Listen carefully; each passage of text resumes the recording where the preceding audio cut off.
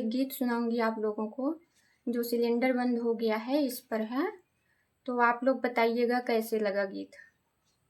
मिले ना सिलेंडर बढ़ गईल परेशानी, मिले ना सिलेंडर बढ़ गईल परेशानी।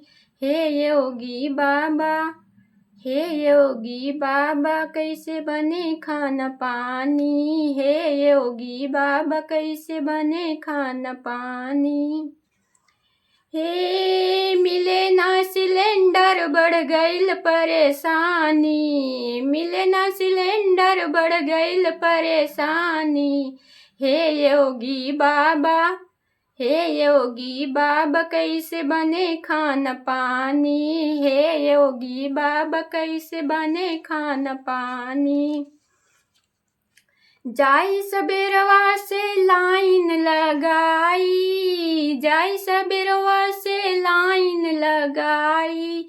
बीत गईल दिनवा ना दर्शन पाई, बीत गईल दिनवा ना दर्शन पाई। पढ़ाई वाले लड़कन के भइल परेशानी, पढ़ाई वाले लड़कन के भइल परेशानी। हे योगी बाबा, हे योगी बाबा कैसे बने खाना पानी, हे योगी बाबा कैसे बने खाना पानी। हे योगी बाबा कैसे बने खाना पानी। मिले ना सिलेंडर बढ़ गईल परेशानी, मिले ना सिलेंडर बढ़ गईल परेशानी।